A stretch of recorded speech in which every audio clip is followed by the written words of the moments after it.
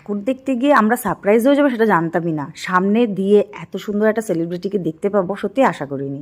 সামনে দিয়ে চলে গেল শতাব্দী রায়কে। যখন আমরা ঢুকি তখন শতাব্দী রায় ঢুকছিল, তাই দাঁড়িয়ে গেলাম শতাব্দী রায়কে দেখবো বলে।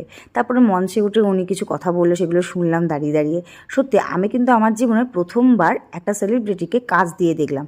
আমি কখনো কোনো সেলিব্রিটিকে দেখার জন্য কখনো লাইনে দাঁড়াইনি বা কখনো যে অত আনন্দও পাইনি, কিন্তু কাছে মানে হঠাৎ করে যে দেখা হয়ে যাবে বা দেখতে পাবো সেটা সত্যিই ভাবিনি।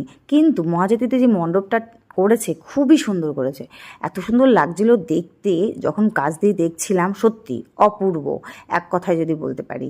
তারপর ওখানে ঢুকে ঠাকুরকে যখন দেখছিলাম, ভেতরটা ভালো করে ঘুরে ঘুরে দেখছিলাম, তো শতাব্দী রায় ঢুকছিল দেখার জন্য মণ্ডপটাকে ভালো করে দেখবে বলে। তাই দেখো তো কাছ দিয়ে কতটা ভালো দেখাচ্ছে, সেটাই দেখছিলাম। আর সবাই ওখানে দাঁড়িয়ে দাঁড়িয়ে দেখছিলাম, আর লোকে হয়তো জানতো না বলে অতটা ভিড়ও হয়নি। আর এইদিকে দেখো বাপ ছেলে মিলে ভালো করে ছবি তুলে নিচ্ছে একা একা আমাকে ছেড়ে। তারপর ওখান থেকে ঠাকুর দেখে আমরা সোজা চলে গেছিলাম দমদম পার্কে ঠাকুর দেখতে যাব বলে। কিন্তু দমদম পার্কে গিয়ে জানতে পারি যে ওখানে বাইক ঢোকার অ্যালাউ নেই, হেঁটে মানে বাইক রেখে ঢুকতে হবে। বাচ্চা কাচ্চা নিয়ে অত আর ভিড়ভাট্টার মধ্যে আর যেতে ভালো লাগলো না, তাই আমরা আবার বেরিয়ে চলে আসলাম।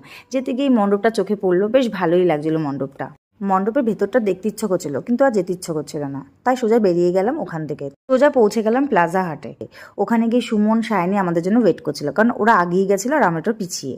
তারপর ঢুকে আমরা বিরিয়ানি অর্ডার দিয়ে দিলাম। আমরা খাওয়া দাওয়া করছিলাম, এদিকে ছেলে খুব বিরক্ত করছিল, এদিকে সায়নীও খাওয়া দাওয়া করে নিচ্ছিল। ওরা অর্ডার দিয়েছিল নান আর চিকেনের একটা আইটেম ছিল।